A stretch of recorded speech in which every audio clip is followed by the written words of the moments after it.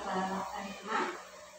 Pada kesempatan ini saya akan menyampaikan pemaparan tentang pembelajaran berbasis proyek, di mana saya mengambil tentang permainan bowling-bowling, yaitu permainan bowling peduli lingkungan. Ini dari program ini yang latar belakangnya adalah isu sampah yang sedang ramai diperbincangkan dan upaya penanggulangan sampah dengan cara menggunakan kembali sampah yang masih bisa digunakan dengan fungsi yang berbeda. Dan untuk latar belakang kedua adalah usia dini adalah usia bermain, sehingga diperlukan kegiatan yang dapat memfasilitasi anak dalam bermain sekaligus mengembangkan afektif, kognitif, dan psikomotor anak melalui penyelenggaraan SEM, ya, Sport Education Model. Nah, yang ketiga adalah perlunya pendidikan gerak bagi anak usia dini untuk menstimulasi kemampuan fisik motorik anak. Tujuan dari proyek permainan bowling-bowling ini adalah peserta didik melalui SEM dapat menunjukkan kemampuan dalam bekerja sama, mempraktikkan aktivitas pendidikan gerak. Kemudian untuk capaian langkah dan hasil dari proyek permainan bowling-bowling ini, capaian yang diinginkan adalah peserta didik nanti mampu bekerja sama dalam tim. Kemudian yang kedua adalah peserta didik mampu memainkan permainan bowling-bowling.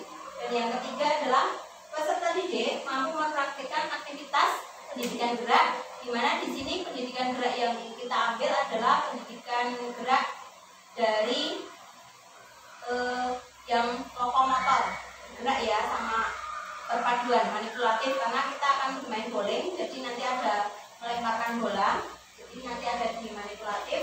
Kemudian untuk langkah-langkahnya, yang pertama adalah mengadakan sosialisasi program.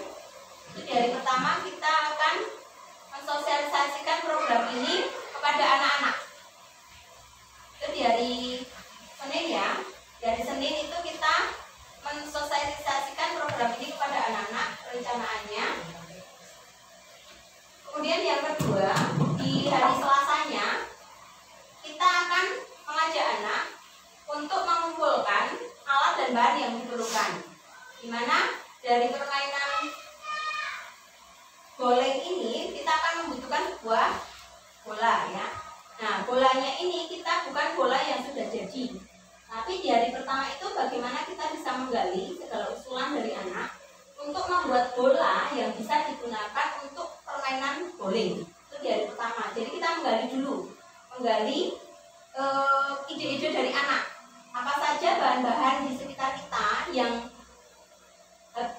barang bekas yang bisa kita gunakan untuk membuat bola bowling. Kemudian jadwal. Jadi jadwal kegiatannya apa itu kita nanti itu kita diskusikan juga dengan anak. Jadi kita mau apa, kita tetap berdiskusi dengan anak.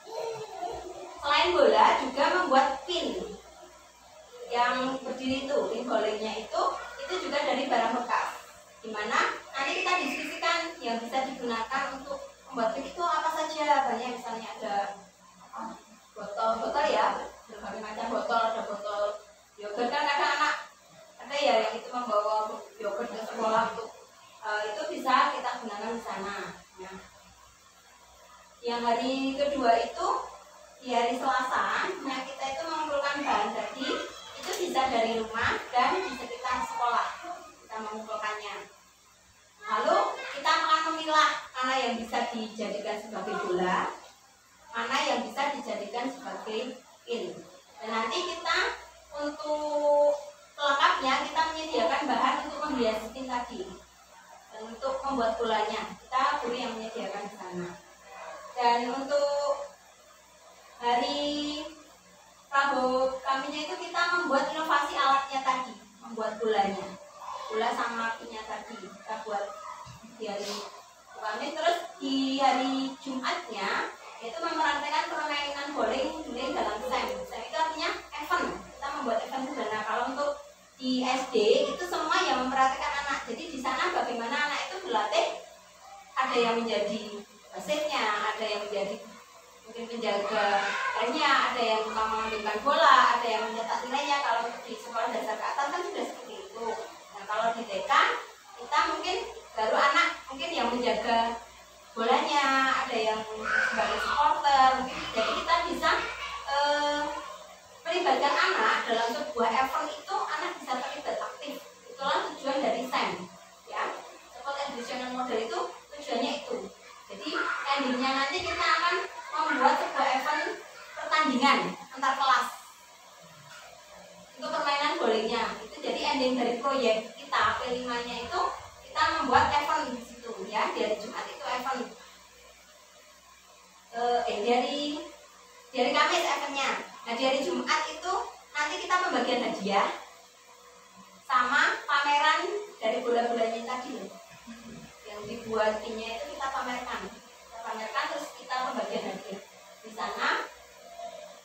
Itu jadi kita melaksanakannya itu adalah 1 minggu untuk P5 ini ya. Mungkin ada pertanyaan sampai di sini? Sudah cukup jelas? Ya. Dan hasilnya nanti itu diharapkan peserta didik dapat peduli dengan lingkungannya dan peserta didik mampu mempraktekkan pendidikan gerak yang dipelajari. Jadi pendidikan gerak itu adalah lokomotor, non-lokomotor, manipulatif. Nah, itu anak bisa mampu mempraktekkan itu nanti ya. Kemudian untuk struktur program teman sejawat dan komunitas belajar, struktur programnya itu jenis program itu termasuk dalam P5 ya. Kita integrasikan dengan P5. Skala program nanti seluruh siswa baik kelas A maupun kelas B yang terlibat. Pengaturan program dilaksanakan di kelas dan halaman di akhir semester 1 ini ya. Terus teman sejawat adalah di sini kita diskusi bersama dalam pengembangan program dan pelaksanaan serta evaluasi program di akhir kegiatan nanti.